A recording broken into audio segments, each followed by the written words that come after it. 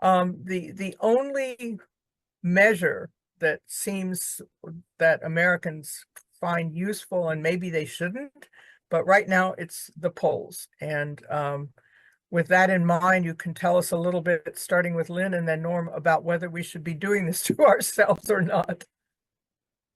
Yes, thanks so much for having me. I'm really happy to be back with everyone tonight. And yes, Pat, I think that it is our best guide to what we might see tomorrow. So I'm a big believer in polls, and I think they're giving us a pretty good indication that this race is going to be close. It's going to be close all night long. And I think that I know lots of people are anticipating maybe it'll be a blowout in this direction, maybe it'll be a blowout in that direction. But I'm going to stick with my money's on the polls. This one's going to be a squeaker.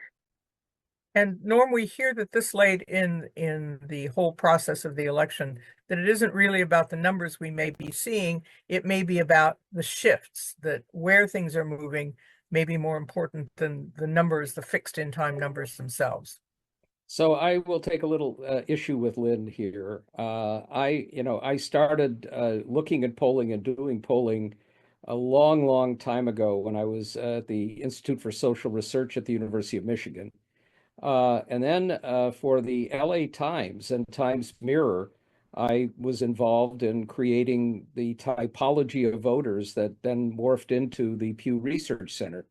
So I know something about polls, and now they suck. And here's a reason why they suck, generally, or a few reasons. The first is response rates are about 3%. That's down from when I actually talked to the American Association of Public Opinion research some years ago about the crisis in polling, when it was response rates were 9%. So now pollsters are struggling. First, many of them still don't use cell phones because it's more expensive. Those that do are finding something that's not surprising. My phone rings 20 times a day. Nowadays, 15 of them are candidates wanting more money. That's no good deed goes unpunished when you give a contribution. But the others are spam calls. And my home phone, I don't even answer anymore because it's spam calls or phishing or marketing. So response rates are low. What do pollsters do? Well, some of them are trying other methods, including using the internet. We're still not sure what's good and what isn't.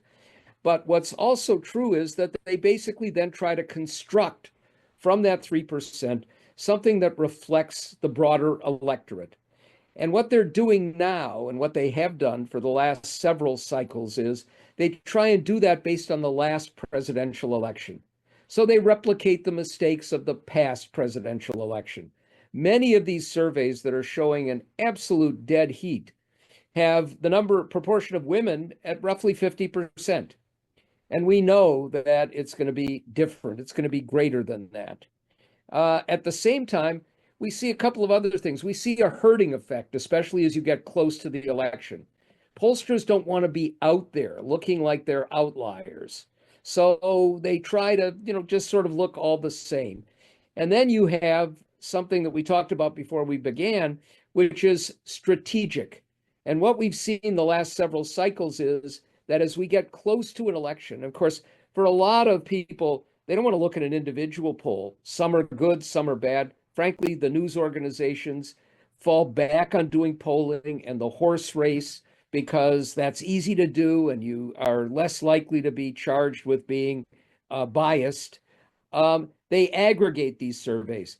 But a lot of conservative and Republican pollsters flood the zone with polls that look like they're moving in their direction and then just adjust at the last minute. So let's put all of that out there. Having said that, given the nature of the country, we're not going to see a blowout. We're not going to see a romp where a candidate wins, as Ronald Reagan did in 1980, 44 states.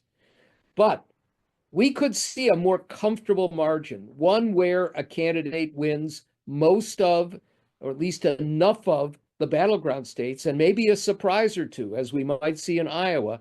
And that the only way that that works, I believe, almost certainly, if there is one, would be Kamala Harris.